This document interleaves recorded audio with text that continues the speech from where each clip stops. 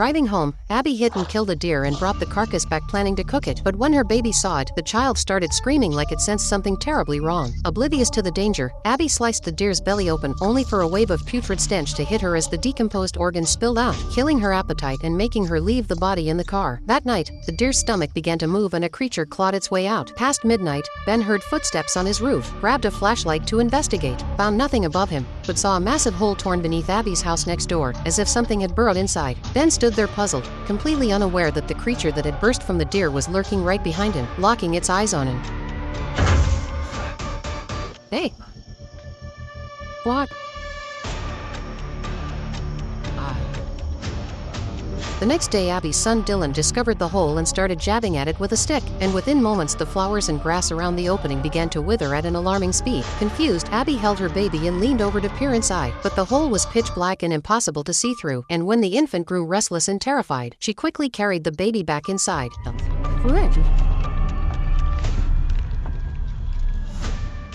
That night, Abby heard blood-curdling cries from the nursery, saw on the monitor a claw gripping the crib before the baby vanished, and when she rushed in, she found the blanket tucked in tightly, as if the child were peacefully asleep. When Abby ripped back the sheets, she found only a bundle of sticks, and before she could even call for her husband, something far worse unfolded. The creature slipped inside Abby, wore her skin like a suit, and carried the baby into the woods, never to be seen again. The next day, Abby led Dylan deep into the forest, where, as he was taking photos, he heard his mother's voice echo from a hollow tree, then a pair of dark, withered hands reached out from the hole. Lost in the woods, Dylan heard his mom calling him, but her voice was coming straight out of a hollow tree, and a dark, twisted hand reached from the hole, terrifying him until suddenly his mother appeared behind him and the tree hollow vanished into thin air. After that trip, Abby's body became deeply unsettling. Something seemed to ripple beneath her skin. A rotten stench clung to her no matter how much she washed, and her behavior grew increasingly unnatural.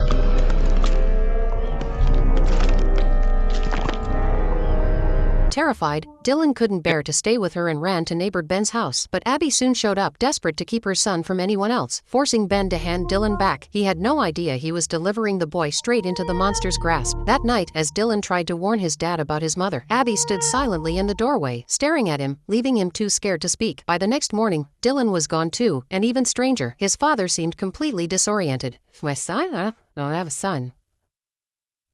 Dylan, you little boy. Okay, what are you messing with me? I got no kids, kid.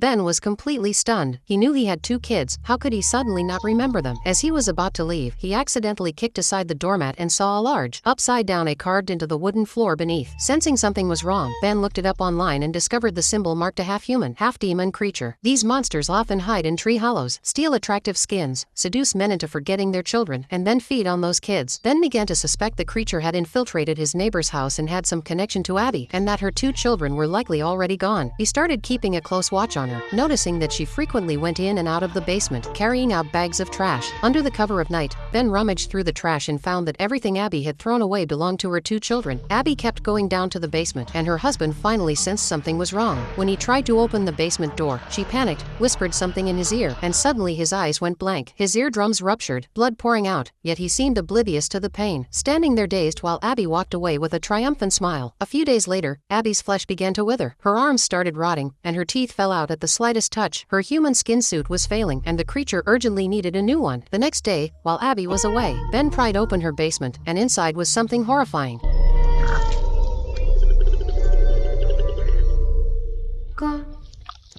Terrified, Ben fled as he saw a woman in the basement who looked exactly like Abby, but with no skin on her face. It became clear, the creature had stolen Abby's skin, locked her in the basement, and was letting her slowly die. Terrified, Ben bolted to the dock, only to see the creature carrying little Lily back into the forest. Fear didn't slow him down, he sprinted after them, plunging into the woods.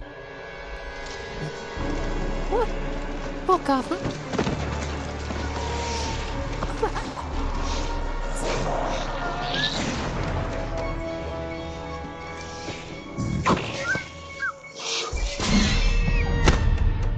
When Ben came to, darkness had fallen all around him. He rushed home, planning to call the police to save Lily, but the moment he got there, he realized something was wrong with his stepmother. As she approached the table, the fresh flowers withered instantly. No human could drain life like that. The boy grabbed the salt beside him and hurled it at her. The woman turned out to be a demon wearing human skin, and once she realized her true form had been exposed, she moved to silence him for good.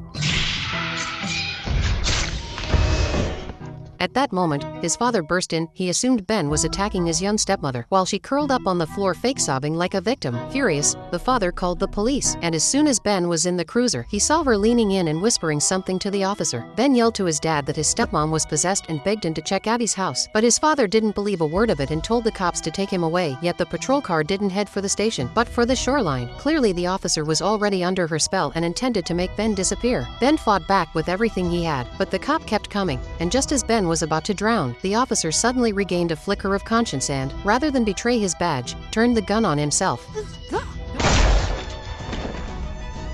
Driven by curiosity, the father still went to Abby's house to take a look, only to discover the family was already dead. Abby had been skinned, her husband was hanging from the rafters, and both children were nowhere to be found. In Abby's room, however, he found a shrine covered in photographs. Every face that had been crossed out belonged to one of the demon's victims, and his own picture was next in line. Suddenly, the stepmom appeared behind him wearing a ram's skull and stabbed him without hesitation. Only then did Ben's father finally believe Ben, realizing that once Abby's skin shriveled up, the demon had slipped into the young stepmother's body. It needed fresh skin and a man with children, beauty for itself and kids for food, so he grabbed his shovel and slammed it into her face, but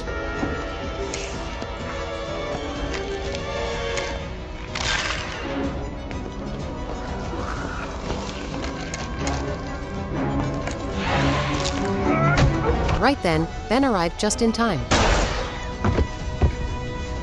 The creature seemed to be crawling its way out of the stepmom's body.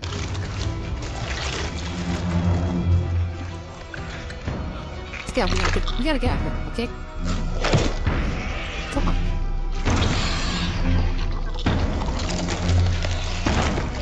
With its skin gone and the shrine burned to ashes, the demon's mind tricks finally faded, and Ben suddenly remembered he still had a little brother, so he sprinted into the forest toward the demon's lair. Inside the cave was a dark, twisting tunnel, where his brother was trapped, wrapped tight in tree roots. Ben rushed to free him, but then he heard a sickening crunching sound. Following it, he saw the demon devouring a child, the very same Dylan who had gone missing days earlier. Ben raised his gun to shoot, but the demon vanished in a flash, dragging the boy with it. Ben quickly carried his brother out of the cave and handed him to his girlfriend waiting outside, then turned back alone to search for Lily, the girl who had been taken days before. Lily was bound deep inside the cave, and the moment Ben found her, the demon lunged at him. It appeared as a hideous woman who wanted to wear any beautiful skin she saw, so while attacking Ben she was oddly careful not to tear his flesh, which gave Ben just enough opening to stab her in the neck and get Lily out. But as Ben crawled toward the exit, the demon burst out after him, grabbing his leg and trying to crawl inside his body. At the last second, his father screeched up in the car. In the headlights, Ben's girlfriend hurled a fistful of salt straight into the demon's face, making it shriek and release him, and the father slammed the gas, ramming the creature head-on.